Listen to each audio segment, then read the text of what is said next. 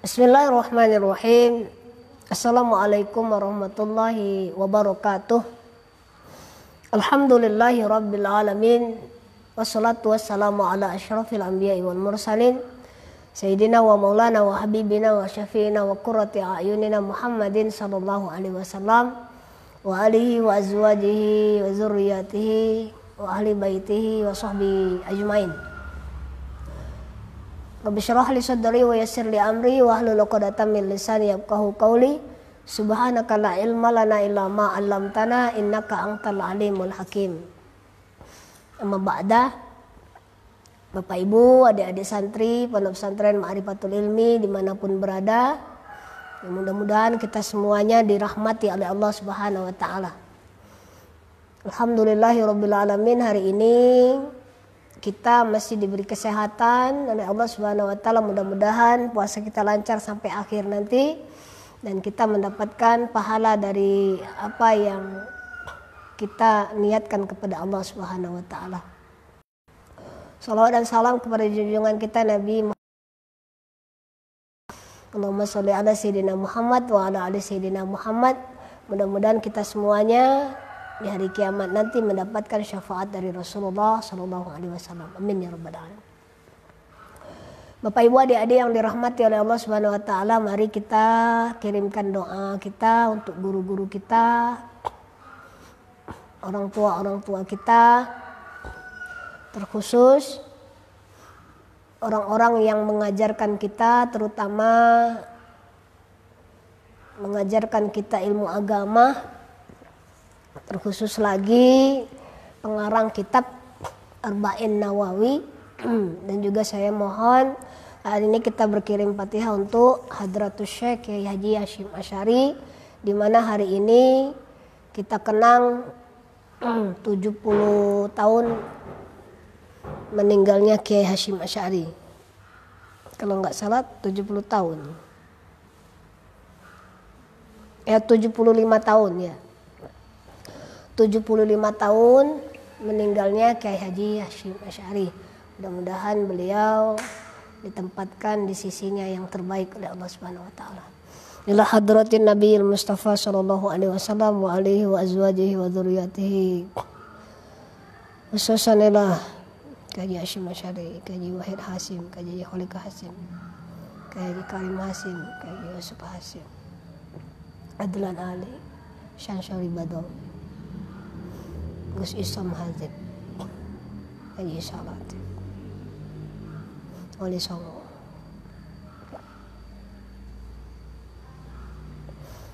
Allahumma al-Fatihah. A'udzu billahi minasyaitonir rajim. Bismillahirrahmanirrahim. Iyyaka na'budu.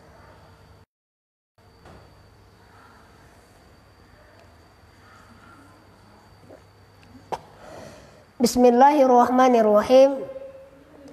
Al-haditsu al-hadi asyara. Hadis yang ke-11.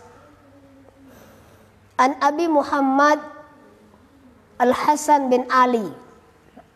Jadi ini kunyah.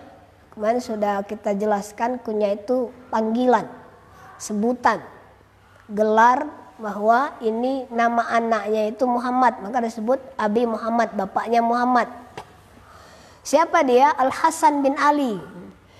Namanya Hasan bin Ali. Siapa Hasan bin Ali ini?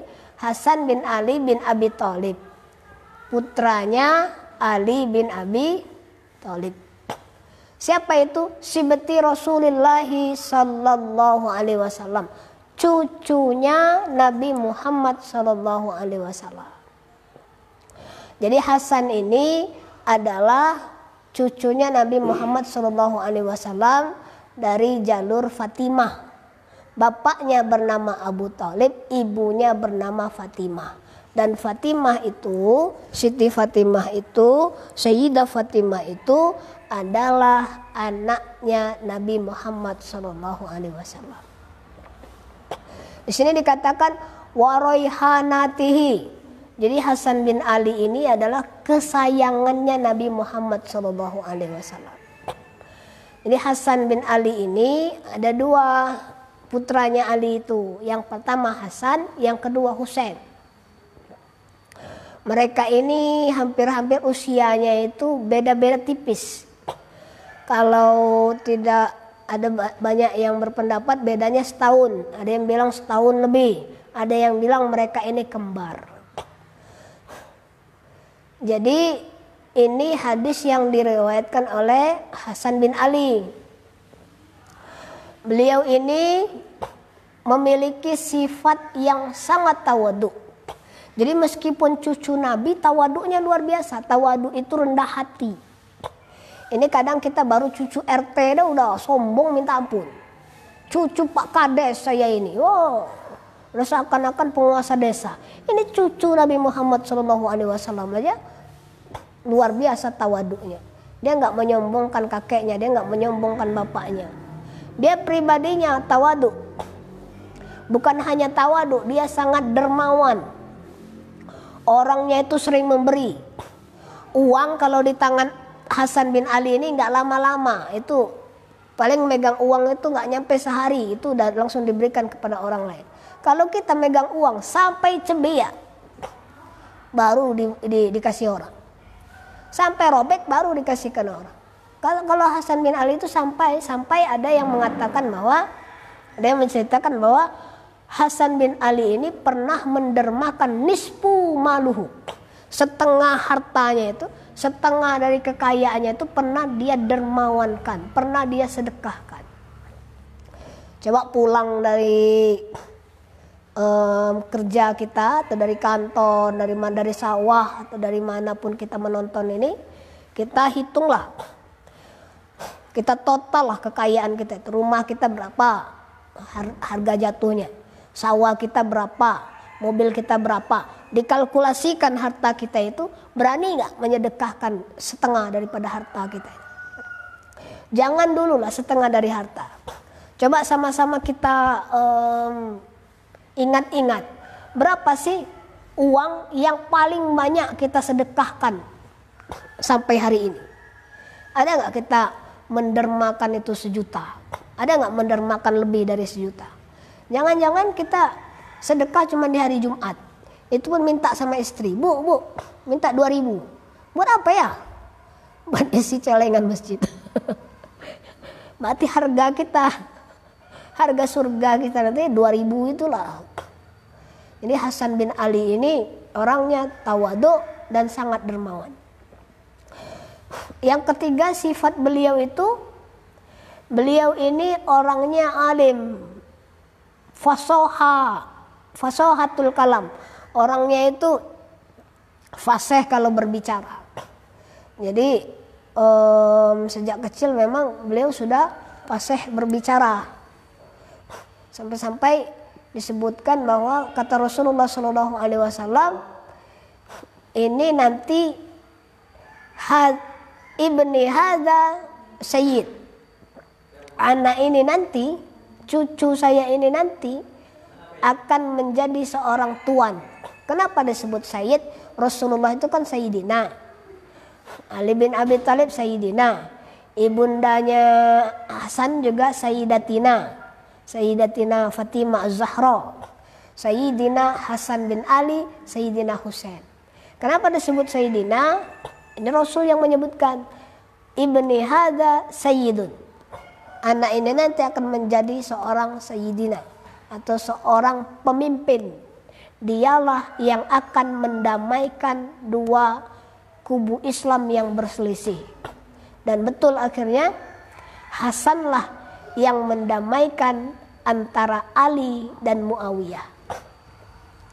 Dan Hasan ini pernah menjadi khalifah setelah Ali bin Abi Thalib. Jadi urutannya itu bisa dicatat untuk adik-adik santri. Urutan kepemimpinan Islam itu Nabi Muhammad SAW.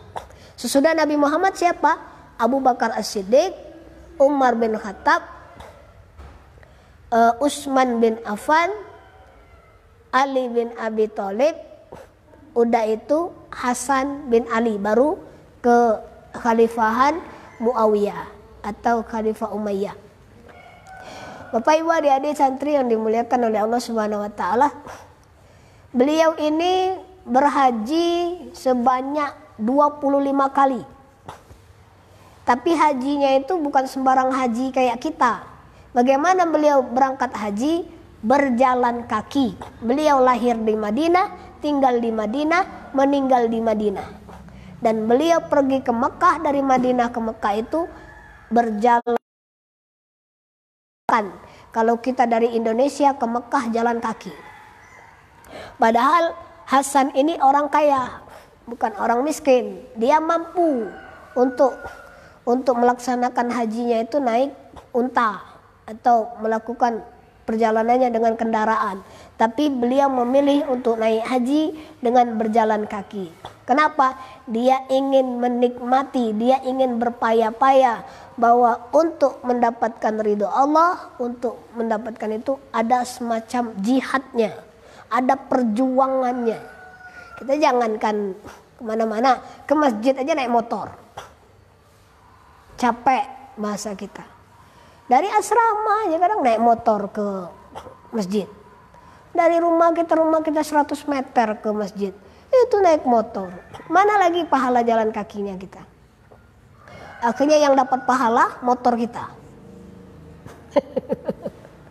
Karena nggak jalan kaki.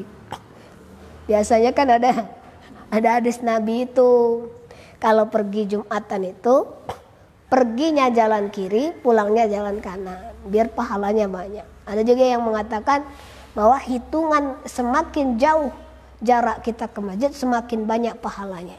Biar banyak pahalanya gimana? Muter-muter. Banyak pahalanya nanti. Nabi Muhammad Hasan bin Ali bin Abi Thalib, sibti Rasulullah, cucunya baginda Rasulullah SAW. Jadi kalau orang Arab itu biasanya manggil kalau tuan itu atau pimpinan itu Sayyidina. Kalau perempuan disebut namanya Sayyidah. Nah, orang dulu biasanya maunya nyingkat-nyingkat. Jadi awalnya kan Sayyidati, Sayyidina. Nah, kita ini kan nyingkat-nyingkat, jadilah Siti, Siti Fatimah. Padahal maksud Siti itu Sayyidati Fatimah, Sayyidah, Sayyidati Fatimah. Tapi disingkat jadi Siti Fatimah. Ada juga Sayyidina, disingkat. Kalau orang Maroko itu bilangnya Sidi, Sidi Muhammad. Kan ada lagu kan? Sidi Muhammad, Habibin Nabi. Nah itu kan Sidi. Orang Timur Tengah bagian lain nyebutnya Sidi, Sidi Muhammad. Wa roihanatihi, dan kesayangannya. Betul, Hasan bin Ali, Husain bin Ali itu adalah orang yang sangat disayangi oleh baginda Rasulullah SAW. Bahkan kalau keduanya ada, Rasul lagi duduk di antara para jamaah, para sahabatnya itu, Hasan diletakkan di paha kirinya Rasul, dan ini Husain diletakkan di sebelah kirinya baginda Rasulullah SAW.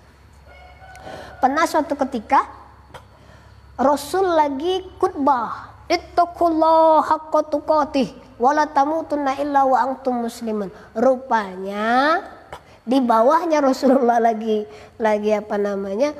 khutbah ini, Hasan Husain lagi kelahi, belagau, bahasa kita bungusik, begelut. Apa itu ya? Cekcok lah.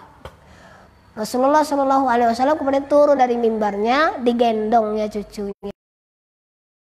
Sayangnya, benarlah kata Allah itu, inna amwalakum wa auladakum fitnah. Sungguhnya cucu ini juga ujian dari Allah Subhanahu wa taala.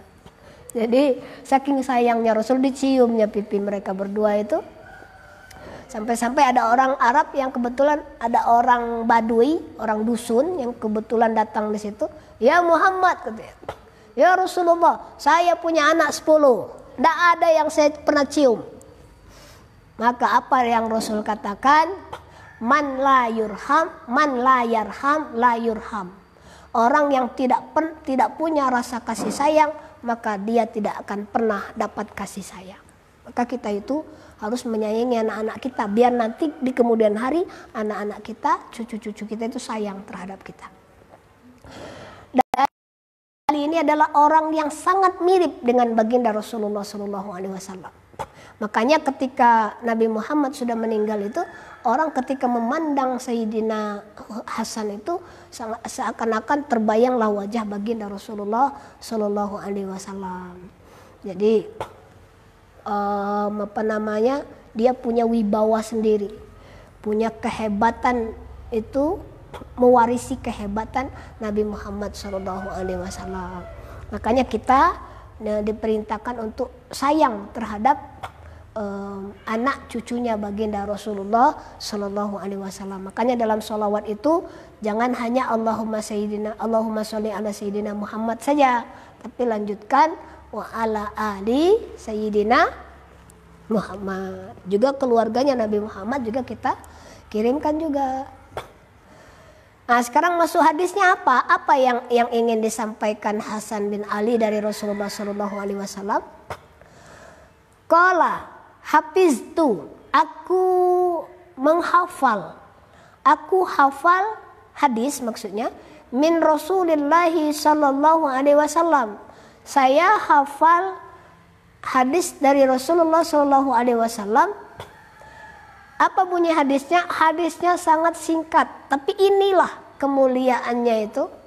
Jadi Rasul itu kata-katanya, maknanya itu kemana-mana. Hadisnya singkat tapi maknanya dalam, bisa ditarik kemana-mana. Rasul itu orang yang tapi bermakna. Kalau kita dikit-dikit ngomong, beda kita itu sama Rasul. Kalau Rasul sedikit ngomong, kalau kita sedikit-sedikit ngomong. Banyak ngomongnya daripada diamnya. Itulah kita sekarang. Rasul sedikit-sedikit zikir, kalau zikir sedikit. Rasul itu sedikit makan, kalau kita dikit-dikit makan. Rasul itu sedikit tidur, kalau kita dikit-dikit tidur. Gitulah perbedaan kita dengan baginda Rasulullah Sallallahu Alaihi Wasallam. Apa bunyi hadisnya? Tinggalkan. Kalau adik-adik santri mau menghafal, ini salah satu hadis yang bisa dimulakan untuk menghafal karena hadisnya sangat singkat. Ma yaribuka ila ma yaribuka. Nah, enak. Ada satu hadis saya hafal, Bapak. Mak, aku hafal satu hadis. Apa? Bacakan nak. Ma yaribuka ila ma la yaribuka. Apa artinya? Tinggalkanlah ma apa-apa yaribuka yang meragukanmu, ilama kepada apa-apa la yaribuka yang tidak meragukanmu. Jadi kita itu diperintahkan untuk meninggalkan hal-hal yang meragukan kepada hal-hal yang tidak meragukan. Apa itu? Ini lanjutan penjelasan atau hadis yang tempo lalu juga kita menerangkan tentang yang halal itu jelas, yang haram itu jelas. Nah, yang syubhat, yang meragukan itu tinggalkan. Nah, jadi kenapa sampai Rasulullah SAW itu menyampaikan hadis ini, ma yaribuka ila ma la yaribuka, tinggalkan apa yang meragukanmu kepada apa yang tidak meragukanmu. Karena kenapa? Nanti ujung-ujungnya kalau kita terbiasa dengan sesuatu yang meragukan, akhirnya kita akan terus-menerus melakukan itu. Maunya kita itu kan kita memakan itu kan yang jelas. Kita menerima rezeki juga dari sesuatu yang jelas. Maka kalau tidak jelas kan nanti kalau terbiasa syubhat itu, kalau di hadis yang tempo lalu seakan-akan kita menggembalakan kambing kita di pinggir kebun orang, sehingga tanpa kita sadari atau lambat laun kambing itu akan memakan tanaman yang ada di kebun orang. Jadi bapak-bapak, ibu-ibu, adik-adik santri yang dimuliakan oleh Allah Subhanahu wa taala, hadis ini mengajarkan kita itu agar bersifat waro. Waro itu artinya meninggalkan perkara yang syubhat, jangankan yang haram, yang syubhat aja kita tinggalkan untuk mengambil sesuatu yang betul-betul tidak meragukan, sudah pasti jelasnya. Jadi keraguan yang bertentangan dengan keyakinan. Jadi kalau ada dua nih, ada satu ini meragukan, satu ini pasti. Udahlah, ambil yang pasti aja. Banyak orang dulu pernah curhat sama saya tentang pekerjaan, kadang tentang jodoh gitu. Ustadz, saya ini ambil kerja yang mana? Kalau ini pasti gajinya sekian. Kalau ini belum tahu gajinya, tapi saya pengen nyoba juga. Ya udahlah, ambil yang pasti aja, kan ini juga belum pasti. Ustadz, saya mau nanya juga. Pekerjaan ini ada dua calon tempat saya kerja ini. Satu di sini, satu di sini. Nah, yang ini pasti, saya itu insya Allah diterima, Ustadz. Yang satu ini belum pasti. Ya udahlah, ambil yang pasti aja. Sekalipun nanti gajinya kecil, pendapatan kita kecil, siapa tahu disitulah berkah kehidupan kita. Disitulah nanti hidup kita lebih bermanfaat daripada yang kita ragu-ragukan. Ternyata memang ketika kita memaksa untuk mengambilnya, malah tidak ada berkah di dalamnya. Boleh jadi Allah tampakkan sesuatu ini kepastiannya agar kita tidak memilih yang ragu-ragu ini. Begitu juga dalam, ya banyak lah. Makanya hadis ini bisa ditarik kemana-mana. Tadi itu hadisnya singkat tapi maknanya banyak, maknanya luas. Boleh jadi kalau memilih jodoh misalnya, yang satu ini kita udah tahu betul bapaknya siapa, keturunan siapa, ya meskipun tidak cantik, tapi dia baik sama kita, keluarga kita juga udah sepakat sama dia. Tapi satu ini ganteng Ustadz, kayaknya dia mau sama saya, kan kayaknya. Kan belum tentu lah, ini namanya keraguan. Udahlah, tinggalkan keraguan, ambil yang pasti. Yakinkan aja. Jadi enak kerja itu kan tenang. Enak kita makan itu kan karena kita udah tahu ini aman makanan itu. Tapi kalau kita makan ragu-ragu, jangan-jangan datang yang punya ini nanti. Misalnya ada ayam di pinggir rumah. Ini udah seminggu nggak diambil orang. Udahlah saya ambil aja lah. Nggak ada sayur, potonglah ayam tadi. Makannya itu pasti nggak tenang. Jangan-jangan datang yang punya ayam ini tadi. Inilah, tinggalkanlah yang perkara-perkara yang meragu-ragukan itu, perkara yang syubhat itu. Karena kenapa? Kebiasaan memakan, kebiasaan menerima, kebiasaan menjalankan perkara syubhat itu, maka karena udah terbiasa yang syubhat, maka dia akan mendekati yang haram. Bahkan nanti ketika makan yang haram, dia sudah sudah tidak ragu lagi. Karena kenapa? Inilah akan ditarik oleh yang haram gara-gara kita melakukan yang syubhat. Maka kalau yang syubhat aja kita kerjakan, pastilah enggak apa-apalah, dikit-dikit. Biasanya sih juga gitu. Makanya udah tahu kita haram itu, tapi tetap kita makan, tetap kita ambil. Padahal kita udah tahu ini haram. Tapi karena kenapa? Kebiasaan melakukan atau memakan, mengambil sesuatu yang syubhat, sehingga ketika ada sesuatu yang haram juga kita makan. Jadi Bapak Ibu, adik-adik yang dirahmati oleh Allah Subhanahu wa taala, mari sama-sama kita tinggalkan perkara yang syubhat, perkara yang meragukan. Jadi kalau ada yang pasti, yakinkan betul. Sesuatu yang tidak meragukan lagi ini, insya Allah ada berkahnya dari Allah Subhanahu wa taala. Al-hadis as-sani asyara. Hadis yang ke-12. An Abi Hurairah radhiyallahu anhu qala, dari Abu Hurairah kemarin kita sudah berkisah tentang Abu Hurairah. Abu Hurairah ini orang yang tergolong sahabat yang paling banyak meriwayatkan hadis baginda Rasulullah Shallallahu Alaihi Wasallam. Saya kemarin pengen menceritakan dikit tapi lupa. Udah lewat pengajian baru ingat saya. Oh ini tadi nggak saya sampaikan. Jadi saya sampaikan sedikit. Jadi suatu ketika Abu Hurairah ini pernah kelaparan, sangat lapar, seharian dia nak makan. Maka waktu itu bertemulah dia dengan Abu Bakar. Setelah ketemu Abu Bakar itu dia membacakan ayat Al-Quran yang agar Abu Bakar mengajak dia ke rumah, ngajak dia makan maksudnya.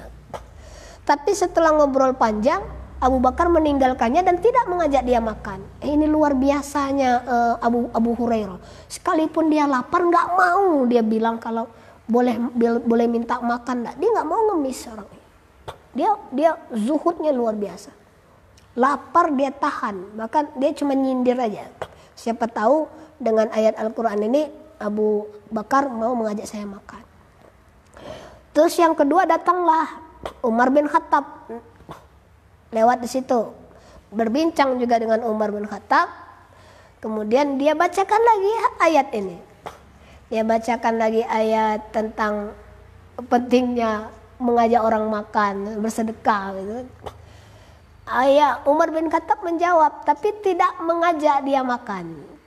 Dan Umar bin Khattab kemudian berlalu juga, pulang juga tanpa mengajak Abu Hurairah.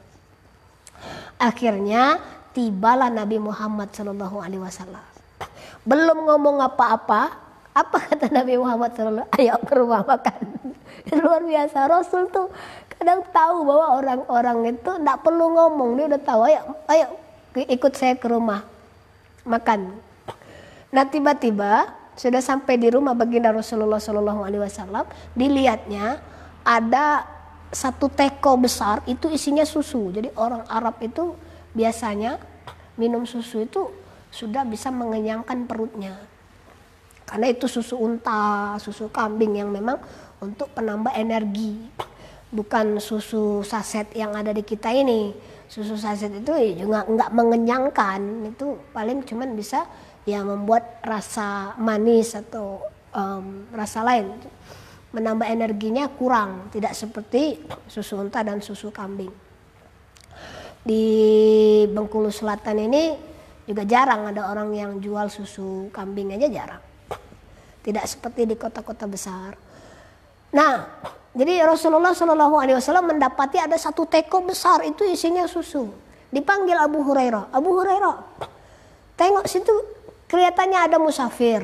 Ditengok oleh Abu Bakar, betul ada musafir. Panggil itu musafir, kamu tuangkan. Jadi bukan disuruh minum dulu. Disuruh panggil itu musafir, kamu tuangkan ke gelas, suruh mereka minum satu-satu. Abu Hurairah udah dalam hatinya, ya Allah, udah lapar betul, kenapa nggak aku yang disuruh makan duluan. Tapi inilah Abu Hurairah, sebelum diperintahkan dia nggak mau. Kita kadang datang ke rumah guru kita belum diperintahkan udah habis di rumah guru kita. Kadang nggak disuruh bawa pulangnya bawa pulang. Nah, itulah. Jadi Abu Hurairah ini termasuk orang yang luar biasa takzimnya kepada Rasulullah SAW. Jadi susu tadi dibagikan kepada musafir. Udah dapat semua musafir, Abu Hurairah diam, tidak berani mau minta, tidak berani mau minum. Apa kata Rasulullah SAW? Nah sekarang minumlah. Diminum sampai habis oleh Abu Hurairah, kenyanglah perutnya, luar biasa. Tapi itulah Abu Hurairah, nggak mau dia minta-minta sama orang, nggak mau juga memulai untuk minta juga nggak mau. Sebelum diperintahkan untuk makan atau minum dia nggak bakal mau untuk membantah atau bahkan mendahului apa yang Rasulullah SAW sampaikan. Bapak Ibu yang dirahmati oleh Allah Subhanahu Wa Taala. Tapi Di kisah yang lain, kisah sedihnya yaitu ketika Abu Hurairah sepeninggal Nabi Muhammad SAW. Ketika Nabi Muhammad SAW sudah meninggal, waktu itu kepemimpinan Umar bin Khattab. Umar bin Khattab waktu itu menjadi khalifah Rasulullah SAW setelah Abu Bakar. Dipanggillah oleh Umar bin Khattab Abu Hurairah. Karena Abu Hurairah ini setiap hari itu membacakan hadis, menulis hadis, membacakan hadis itu, maka Umar kemudian marah kepada Abu Hurairah. Abu Hurairah, berhentilah membaca, meriwayatkan hadis, berhentilah untuk menyampaikan hadis kepada orang lain. Ya, Abu Hurairah awalnya sedih. Kenapa Umar bin Khattab memerintahkannya untuk berhenti menyampaikan hadis kepada orang lain? Rupanya maksud Umar bin Khattab itu apa? Selama ini sepeninggal Rasulullah SAW, Abu Hurairah itu tidak pernah lagi membaca Al-Quran. Tidak pernah membuka Al-Quran, jarang. Sehingga jarak dia dengan Al-Quran terlalu jauh. Maksud Umar bin Khattab, boleh meriwayatkan hadis tapi tetap dekat dengan Al-Quran. Nah ini adik-adik juga nggak boleh. Misalnya terlalu asik dengan pelajaran sesuatu sehingga lupa untuk membaca Al-Quran, itu juga nggak boleh. Saking asiknya main game lupa membaca Al-Quran, itu nggak boleh.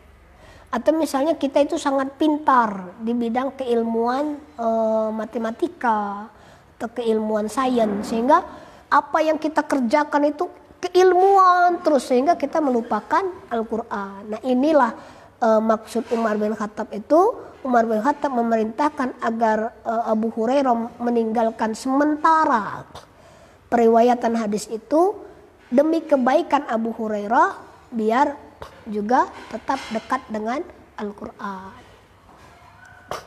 Qala, berkata Abu Hurairah, qala Rasulullah sallallahu alaihi wasallam. Rasulullah sallallahu alaihi wasallam bersabda, min husni Islam, dari kebaikan Islam, al-mar'u min husni islamil mar'i, dari kebaikan Islamnya seseorang. Maksudnya itu yang merupakan kebaikan Islamnya seseorang, atau di antara kebaikan Islam seseorang apa? Tarkuhu, dia meninggalkan. Artinya orang bisa dikatakan seseorang itu Islam yang baik atau seorang Muslim yang baik ketika dia meninggalkan malah apa-apa yang tidak yaknihi, malah yaknihi, dari apa-apa yang tidak berguna baginya, yang tidak bermanfaat baginya. Jadi orang bisa dikatakan seorang Muslim yang baik itu ketika dia bisa meninggalkan perkara yang tidak berguna. Apa perkara yang tidak berguna itu? Ya misalnya ngomong ngelantur, itu kan gak ada gunanya. Sifat-sifat Muslim, orang-orang Muslim itu dia menjauhkan diri dari perkara-perkara yang hina, perkara-perkara yang akan merendahkan dirinya. Apa perkara-perkara hina itu? Misalnya dia berbohong, dia menceritakan sesuatu kebohongan, atau dia ya perkara-perkara yang tidak ada gunanya. Ya mohon maaf kalau bagi kita kan mungkin main game itu kan ya mungkin ada manfaatnya, tapi kan sedikit. Kalau memang bermanfaat ya silakan. Tapi kan kalau tidak bermanfaat sama sekali, nah itu yang harus dijauhi. Maka seorang Muslim yang baik itu ketika dia bisa meninggalkan perkara-perkara yang tidak bermanfaat bagi hidupnya, tidak bermanfaat bagi dirinya, tinggalkan. Maka kita itu juga harus punya pendidikan. Dan pendidikan bagi diri kita ini, kita harus merawat diri kita untuk meninggalkan sesuatu yang tidak bermanfaat dari apa yang kita kerjakan itu. Jadi misalnya kalau ternyata misalnya kalau kita di pesantren, apa yang kemudian memancing hal-hal yang tidak berguna, misalnya kumpul-kumpul sampai ngomongin cewek gitu, yang cewek ngomongin cowok. Itu gunanya apa? Manfaatnya apa? Kadang santri itu ya memang ini kehidupan pesantren sih. Jam 10 disuruh tidur, tapi tidurnya jam berapa? Jam 12 belum tidur. Itu dari jam 10 sampai jam 12 isinya cerita aja. Yang diceritakan itu aja. Ini kan nggak punya manfaat. Masa adik-adik santri putri gitu kan, kadang ustadznya bangun jam 3 untuk sholat tahajud, keliling-keliling pesantren. Itu kadang kala ada yang memang kami di pesantren itu kadang ada yang ronda gitu. Nggak tidur semalaman, ngomongin apa gitu. Nah ini sesuatu yang tidak bermanfaat itu. Besoknya ketika di kelas tidur. Nah ini artinya kan dia tidak bisa disiplin terhadap dirinya sendiri. Harusnya jam tidur dipakai ngobrol, harusnya jam pelajaran dipakai tidur. Nah ini kan orang tidak cerdas. Sampai Allah itu kan di dalam Al-Quran kan mengatakan malam itu dipakai untuk tidurmu dan siang itu dipakai untuk bekerja. Ya kecuali yang memang pekerjaannya itu memang untuk malam hari. Misalnya kayak satpam, kayak keamanan, dia memang bekerja malam hari dan dia mengganti tidur malamnya di siang hari. Nah kita santri giliran ditanya kenapa tidur, capek Ustadz. Capek apa? Gimana nggak capek kalau memang tidak tidur semalam?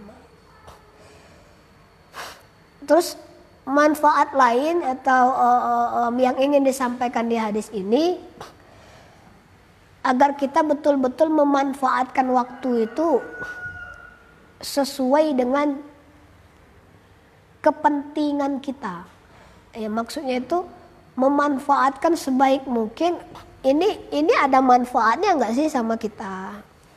Ini ada manfaatnya nggak sih sama duniawi kita, ukhrawi kita? Ya kalau misalnya kami siaran langsung ini tidak punya manfaat kan ngapain kami siaran langsung? Artinya kan ini manfaatnya itu ya mudah-mudahan dengan kami siaran langsung ini adik-adik santri yang menonton ini bisa mendapat pengetahuan meskipun dari rumah. Ya kami mengadakan siaran langsung ini kan tujuannya itu agar santri-santri dari rumah itu tetap bisa belajar. Maka tugas itu sih sebenarnya kan biar kalian itu rutin menyimak dan belajar lagi. Ya kalau memang sudah apa namanya, sudah menyimak, sudah nyatat, terus belum juga paham itu kan, ya mudah-mudahan pahamnya di hari-hari yang lain. Saya pernah mendengar kiai saya yang di Tebu Ireng itu, Kiai Haji Musta'in Syafi'i, beliau mengatakan kebanyakan orang, saya pakai bahasa Indonesia aja karena beliau mengatakan pakai bahasa Jawa itu. Kebanyakan orang atau kebanyakan teman-teman beliau dulu di pesantren yang juara-juara itu, yang nilainya tinggi-tinggi, yang dia mendapat predikat-predikat itu belum tentu mendapat predikat juga di masyarakat. Orang yang pintar di pesantren, ranking kelas di pesantren, belum tentu nanti ketika hidup di masyarakat juga menjadi ranking. Karena kenapa? Kehidupan masyarakat itu bukan hanya memerlukan kecerdasan kita di dalam menghitung, di dalam menjawab pertanyaan, tapi bisa tidak kita cerdas dalam bersosial. Begitu.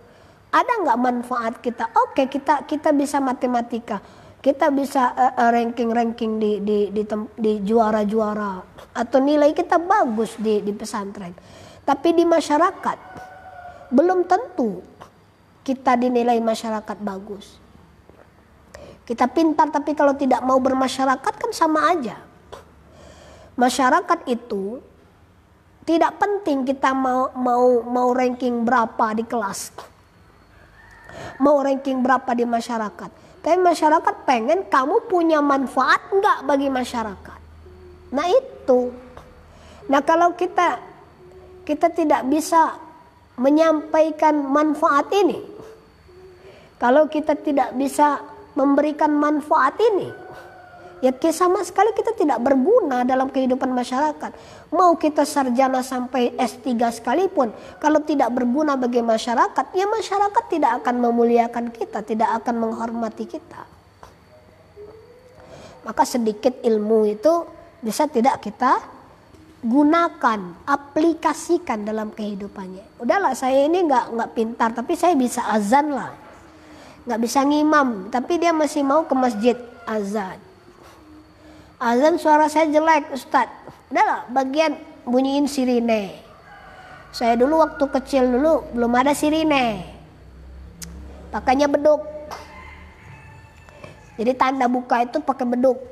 Jadi saya itu meskipun kecil-kecil dulu tukang nabuh beduk ketika berbuka puasa di Segenim itu. Sampai waktu almarhum guru-guru saya, guru ngaji saya di dusun dulu. Ini katanya salah satu anak yang soleh katanya. Ya meskipun belum bisa apa-apa, atau mungkin ngaji saya belum bagus, ya sampai sekarang juga belum bagus ngaji saya. Tapi punya manfaat untuk bisa mengingatkan masyarakat pada ini waktu sholat. Kalau dulu waktu sholat itu pakai beduk. Kalau sekarang kan mikrofon udah kedengaran sampai kemana-mana. Toa itu udah kedengaran sampai mana-mana. Hikmah yang ketiga, hadis ini mengingatkan kepada kita agar tidak mudah ikut campur terhadap pertikaian manusia. Ini kan nggak punya manfaat. Saya buka Facebook gitu kan. Ada orang yang tidak suka sama ini, ada orang tidak suka sama ini. Ya udah nggak usah ikut campur. Ada kadang sok tahu, sok ingin mendamaikan. Ya kalau nggak bisa ya nggak usah lah. Nanti malah akan kalau misalnya kita seakan-akan nolong yang ini. Tapi kan nanti yang misalnya dia, aku kecewa sama ini. Kita tanggapin, ngapa yuk kecewa? Aku juga kecewa. Akhirnya awalnya kita nggak punya musuh sama itu, jadi kita dimusuhi dia. Hidup ini kan musuh satu aja udah banyak, apalagi musuh banyak nih. Teman 1000 itu sedikit, musuh 1 sudah banyak. Jadi jangan mudah pertikaian manusia itu jangan dicampuri, jangan diikuti. Ini banyak kadang-kala tuh. Ya udahlah itu ini masalah mereka. Kalau mereka minta tolong kepada kita baru kita bantu.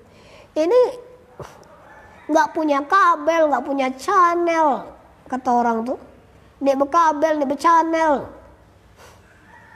Tiba-tiba nyambung aja. Ya orang kan boleh jadi dia tersindir dengan kata-kata kita. Ya kita melakukan hal yang bermanfaat aja lah. Daripada kemudian ikut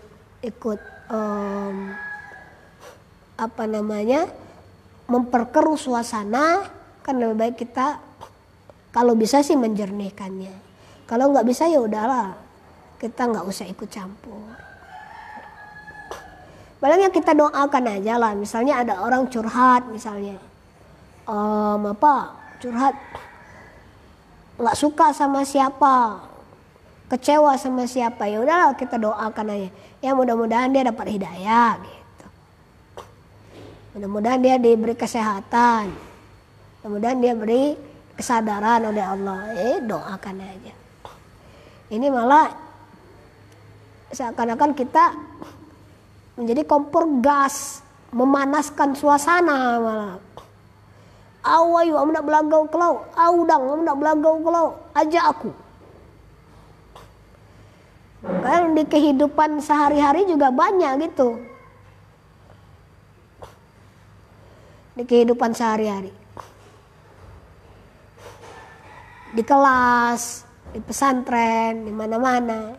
Banyak orang yang terkadang itu terlalu banyak ikut campur terhadap urusan orang lain. Padahal nah itu kan tidak baik, nggak punya manfaat. Akhirnya awalnya dia tidak punya masalah, akhirnya bermasalah. Udah hidup kita udah banyak masalah, mau ikutan masalah orang lain, nggak usah lah. Selesaikan aja masalah sendiri-sendiri daripada kita ikut memperkeruh permasalahan orang lain. Itu putus sama pacarnya, udah masuk langsung ngapo. Kenapa? Aku diputusin sama pacarku. Wah, kita anu nih. Ayo, biar aku nanti deh. Kan perilaku yang tidak mencerminkan sikap seorang muslim yang baik. Jadi seorang muslim yang baik itu min husni islamil mar'i tarkuhu ma la ya'nihi. Di antara kebaikan seorang muslim, dia meninggalkan perkara-perkara yang tidak punya manfaat atau tidak memiliki makna, tidak berguna bagi dirinya. Bapak Ibu adik-adik yang dirahmati oleh Allah Subhanahu wa taala, ini dua hadis yang bisa kita pelajari pada hari ini. Hadis yang ke-13 akan kita bacakan insyaallah besok. Kita berdoa mudah-mudahan kita semuanya berpuasa mendapatkan puasa yang diterima oleh Allah Subhanahu wa taala. Ibadah-ibadah kita semuanya juga dimudahkan, dilancarkan oleh Allah Subhanahu wa taala. Kita mudah-mudahan disehatkan, mendapat kesehatan, keselamatan dari Allah Subhanahu wa taala. Kita doakan juga adik-adik santri, Bapak Ibu mungkin ada yang sakit, kita doakan mudah-mudahan diberi kesehatan oleh Allah Subhanahu wa taala. Demikian, terima kasih. Wallahu a'lam bishawab. Wallahul muwaffiq ila aqwamit thoriq. Wassalamualaikum warahmatullahi wabarakatuh.